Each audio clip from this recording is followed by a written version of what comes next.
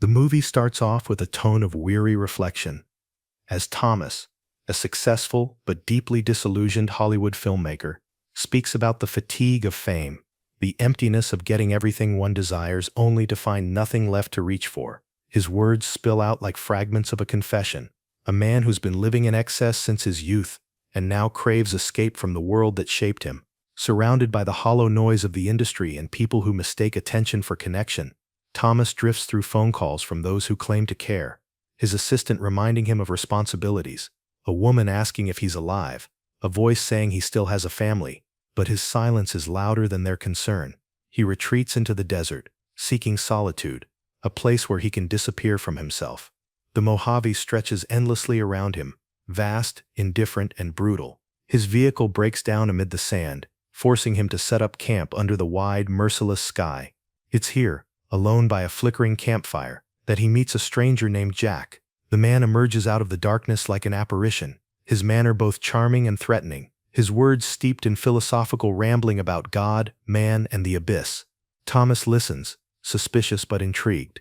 Jack calls him brother, speaking in riddles about sin and salvation, intelligence and instinct. Their conversation is charged, shifting from camaraderie to hostility, both men testing the other's limits. By morning, Thomas realizes his rifle has gone missing. The paranoia sets in fast, and when a desert patrol officer suddenly appears near his camp, Thomas, spooked and exhausted, reacts out of panic. He fires, killing the officer instantly. The horror of what he's done ripples through him, but survival instinct takes over. He drags the body away and hides it in the dunes, the sun rising as a silent witness to his irreversible mistake. But Jack has seen everything.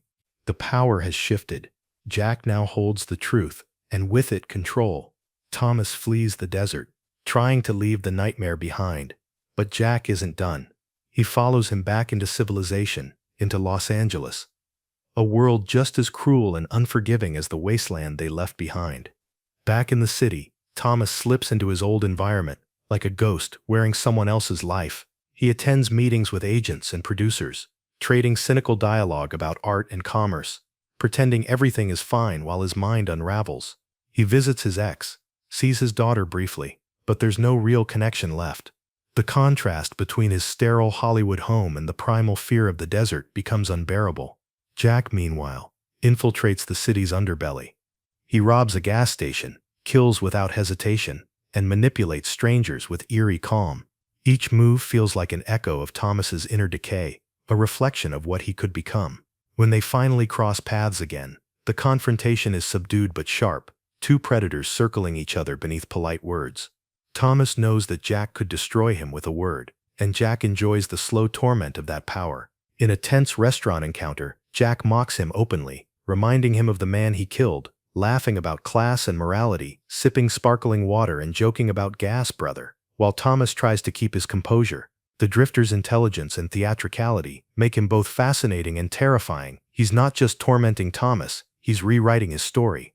When Jack visits one of Thomas's associates, Norman, he manipulates the situation into violence, using the same mixture of intellect and madness that defines his every act. Each scene builds tension like a slow burn, the dialogue dense with literary references and existential musings. Jack sees himself as an avenging spirit, punishing hypocrisy, tearing down the walls of civility that men like Thomas hide behind. The film uses this dynamic not as simple hero and villain, but as mirror and reflection, one man representing the failure of intellect, the other the triumph of instinct. Eventually, the confrontation between them escalates beyond words. Thomas, haunted by guilt and desperation, realizes that the only way to end the cycle is to face Jack where it all began. He lures him back into the Mojave, returning to the desolate landscape that stripped him bare. The desert is once again silent, timeless, and uncaring. Jack arrives as if he'd been waiting for this all along, still addressing Thomas as brother, still speaking in that infuriatingly poetic tone. Their final exchange is charged with tension, layered with everything unsaid, guilt, envy, fear, and a strange recognition that they are two sides of the same broken psyche. Jack taunts him one last time, joking about the murder of the patrolman, claiming anyone would have done the same, that morality is a luxury for men who've never been tested. Thomas doesn't respond with philosophy this time. He acts. A shot breaks the stillness, and Jack collapses into the dust, his smirk fading into silence. The desert absorbs the sound as if nothing happened.